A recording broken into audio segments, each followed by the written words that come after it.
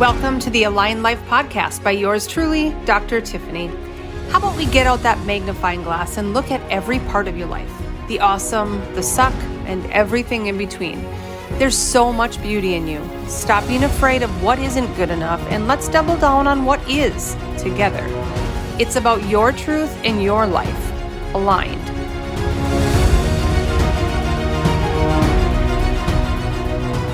Hello, friends. Today is my 1-year podcast anniversary, and holy crap, I can't even believe we got here. I have not been considered consistent by, nobody's actually called me that consistent in my life, but I can now say that I am consistent with what I care about. And it's been a major aha the last year. One of the biggest things that I have this quote or this note in front of me, and it says, "You've chosen your reality." And I thought, wow, that is a powerful statement, number one. It could totally piss you off, number two. And if it's true, how can I actually choose my reality better? How can I be better in areas that I haven't felt that good not being good at? For example, consistency. Hello, like when I say that I'm going to do something and I don't freaking do it, it's the worst feeling ever. I guess some people may call that integrity. I call it consistency. And I can say now I have made decisions over the last year and a half from version 2.0 Tiff, not inconsistent Tiff. Those are very different. And when I mentor people, I talk about making decisions from this space in business, in your relationships, as an athlete, whatever you're looking at. How can you make decisions right now based on that person in 6 months? That takes uber awareness, by the way, and ultra disciplined to stay in your body and actually know what it's trying to tell you. So I'm going to go through my journey because I know that it's going to relate to a lot of people in whatever thing that you're looking to maybe get into, or a risk that you want to take and you're just not sure of, and you're questioning if you can do it, and you're questioning then if you're good enough, and then you're wondering, oh my gosh, will people even like it? Totally. That was all going on in my head. So I'm going to break it down. I actually wrote a few notes. I'm not just totally winging it, because this topic is so, it's so important for me. And bottom line, that's all that matters, is where do you want to be in the next 30 days, in the next 6 months, in the next year, in the next 10 years? And I knew I didn't want to be inconsistent. I didn't want to be a pushover. I didn't want to not have any discipline. And so I've proven to myself over and over and over and over, 52 times actually, that I can do this. But this is what I need. So I'm going to tell you the steps that I implemented so that I can be consistent. And it's hugely reliant on my team.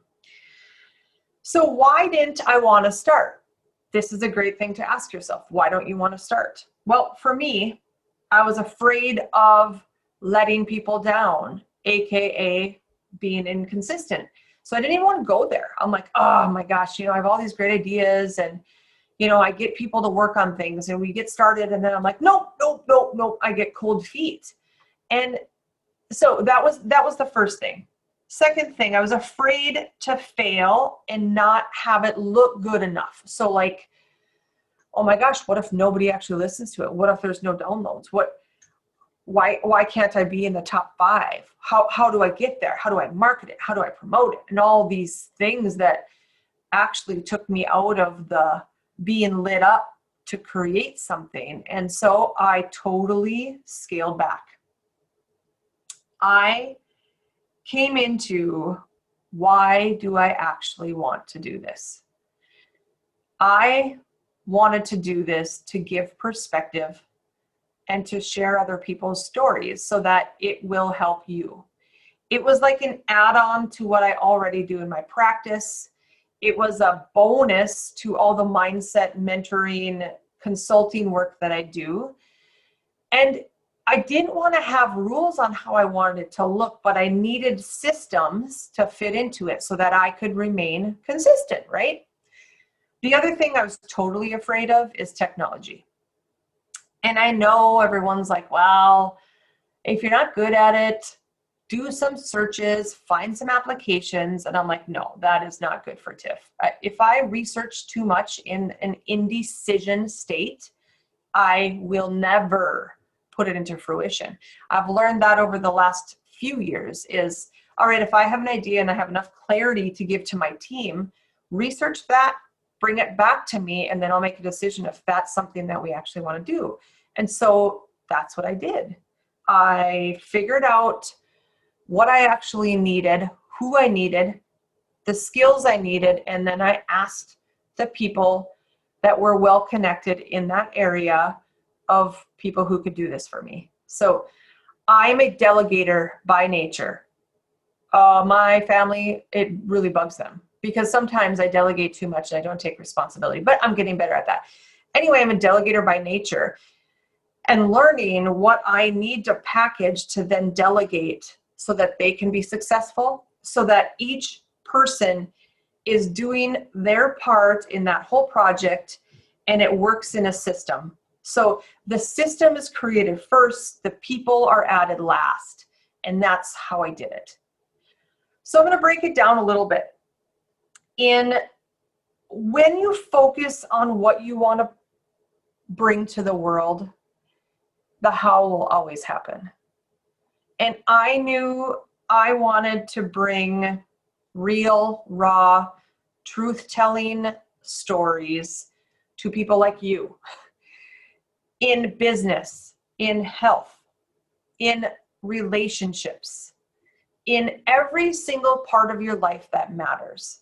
Because so many people will tell me, can you just tell me what to do so I have purpose in my life? Or can you just do this so I can change my life? Or what do I need to do? I don't know what you need to do, but first, you need to figure out what lights you up. Figure that out. Be aware. Listen to your body. When you have a great day, think about what it was that made you feel totally on purpose. And start to do more of that in your everyday. Because when you have the why, the how will always show up. So how did I get through those fears that I talked about? I was afraid of being inconsistent, so I was actually afraid of consistency. I was afraid to fail and not look good enough, and I was totally afraid of technology. How did I get through it? Number one, I started to think in periods, to talk in periods, to act in periods, and to lead in periods. And what I mean by that is I lived a lot of my life in commas. So you think of reading this story. Let's just say there's 4 sentences in this paragraph. And instead of periods for each sentence and each thought, I just had a bunch of friggin' commas.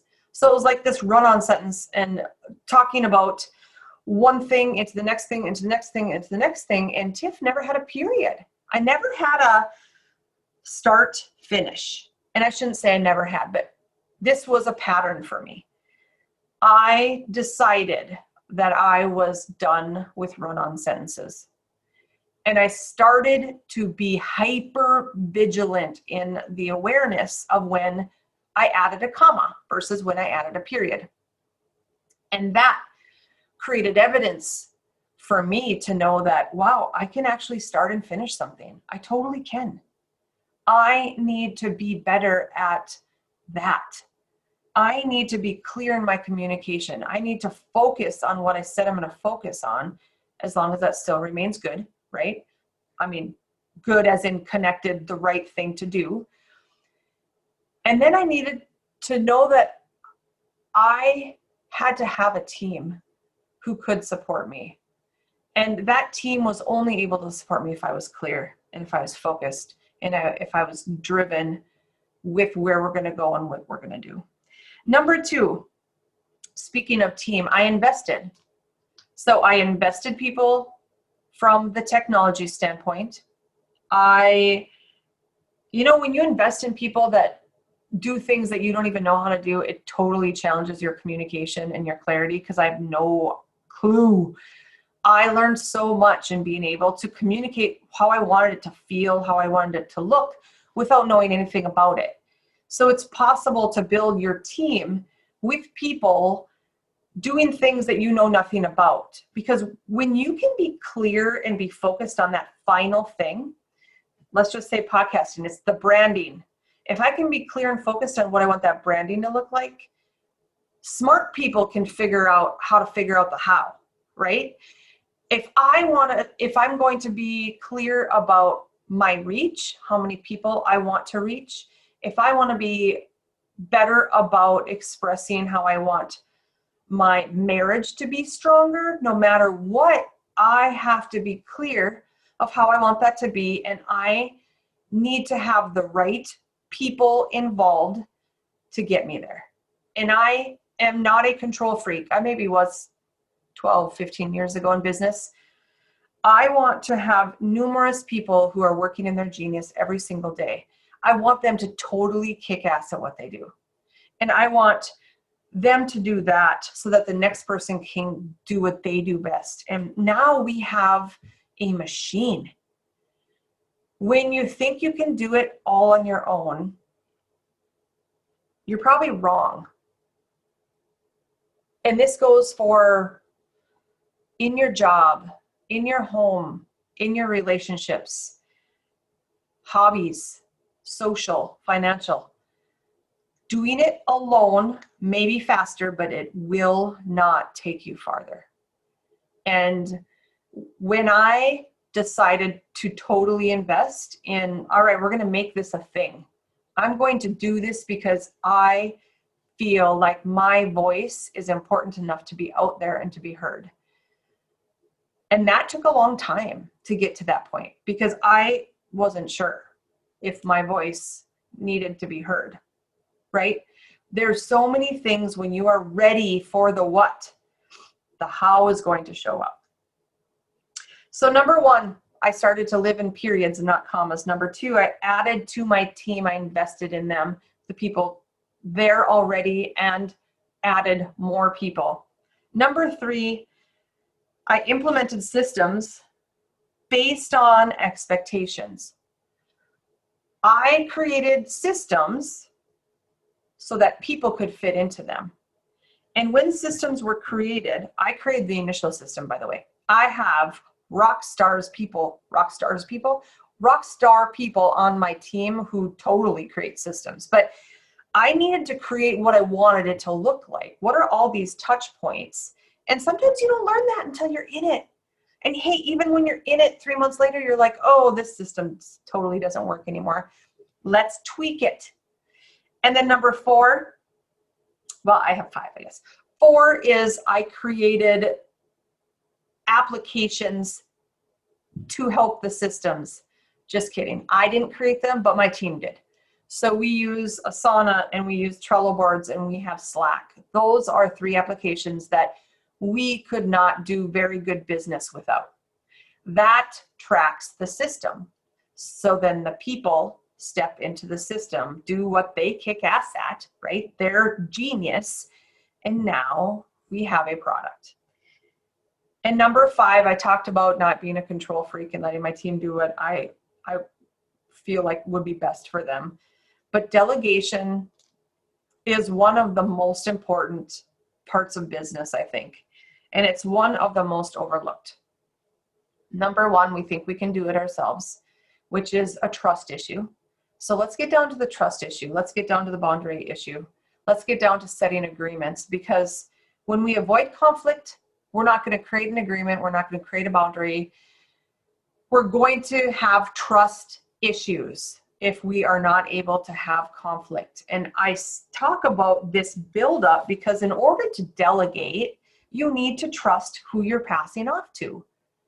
And if you can't trust them because they're a control freak and they're not able to delegate, it's not going to work because they don't trust the next guy and they probably don't trust you either. So what do you need to do from a team leadership standpoint? What did I do? My leadership style is centered around how to get my team to want to be a better human, not a better office manager, CEO, assistant, whatever it is. I want them to consistently work at being a better human. And when we're better humans, when we take care of ourselves, we take personal responsibility, we know who we are and what our genius is, or at least kind of. That's where the magic happens. So in order to delegate, you need to trust the person. In order to trust the person, you need to do personal development work. So working on personalities and values and how are your actions aligning with your thoughts, with your beliefs, with your behaviors, with your values, all the things. When you start creating a team who act in full personal responsibility, you will create something bigger than you could ever have imagined. And that is what the last year has been. Because the team is there, the systems are there, the product idea is there. When we can commit to that product idea, create the system and have the right people to fit into that and stay in their genius and now work together, that's where magic happens. And because of all of that, that helped me be consistent. That helped me be accountable because I was accountable to someone more than me, someone more than my right hand, Lindy, someone more than my VA, someone more than my graphics person. I needed the system to be full so that I could see, hey, if I don't do my stuff, nobody else gets to work in their genius either. So I'm letting them down. The leader is letting them down by not doing what I said I'm going to do. And man, I didn't even know how consistency would feel. It gives me more certainty, more confidence, totally more intuition. No, more certainty that my intuition is spot on. Because in the last year, I've made decisions based on what feels right.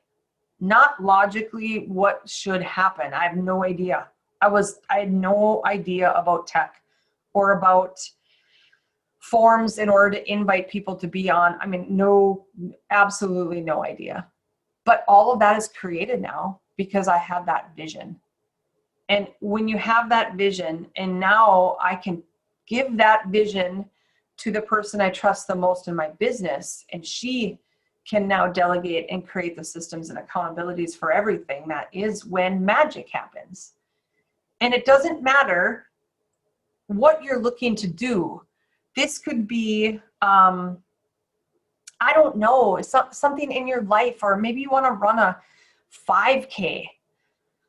Maybe you want to travel to Florida. Maybe you are totally scared of airlines, or flights, and you just need to get on there. Maybe you want a horseback ride again. I don't know whatever your thing is, but whatever it is, I think this will help. First of all, figure out, why don't you want to start? Like, what is super duper scary? What is holding you back? Second, why do you want it? Like, what is this? Why do you actually want to do this? And that's the thing that will light you up and carry you through some of those dark days. And number 3 then you get to figure out the how. And the how is super easy when you have those first 2 things created. So I just wanted to thank you. Thank you for listening. Thank you for giving me feedback. I was outside sitting on my front porch and a neighbor walked by with her 2 golden retrievers. Oh my gosh. And she said, I love your podcast. And I was like, oh my, that's right. It's out there. People can actually listen to it. And I don't even know them. And that was one of my first ahas. I actually came in and told Craig about that, because you do new projects and you get information out there, and some of it's edgy, some of it's not agreed on. And I get to share people's stories that are real, raw, scary, sad. And I'm not always that good at it, but I kept doing it. If I would get done with an interview and I knew I didn't lead it very well, the next thing I'd be doing is learning about how to interact better, how to listen better, what's the best flow for a podcast, and then taking all that information and intuitively sifting through it to actually see how do I feel about this and what is it that I want. And I have evidence in the last year that you can put your mind to something that you have absolutely no idea how to achieve. Be clear and never, ever forget what lights you up, what's in your genius, and how you want to affect the world. Because bottom line, guys, we need more world changers. We need more lights. We need more flashlights. We need trailblazers. People who have enough courage to step into an unknown thing that is going to help somebody. And if it affects and impacts and helps one person by doing this every single week, then I feel like I've done my job.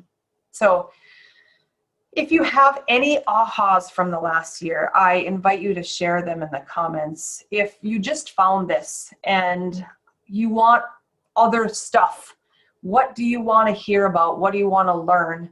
I'm morphing all the time. I'm thinking about, right now I feel like it's best to do X, Y, and Z. Whereas 6 months ago, I thought this whole thing would be different, because my goodness, I rebranded. It was called You Decide Podcast. Now it's the Align Life Podcast, so that I can really talk about how do you make change in this life in total alignment of yourself, and how is everything that you do in your life total alignment with yourself and your values. So please share. I would love to hear the things that you get from it, the stories that you remember, and what you want more of, because I am here to serve you, and I will do my best to deliver what it is that you want. I love you and appreciate you, and keep going, my friend. Keep bringing light to the world. Thank you for listening and following the Align Life podcast with Dr. Tiffany. If you love this and can think of anyone who needs to hear about it, would you mind sharing with them? Find me online at drtiffanyjohnson.com, where you can find out more about my memberships, courses, mentoring, and any upcoming events. To learn more about chiropractic for you and your family, go to htchiro.com and follow our social pages. I can't wait to connect with you soon, and until then, be you, be aligned.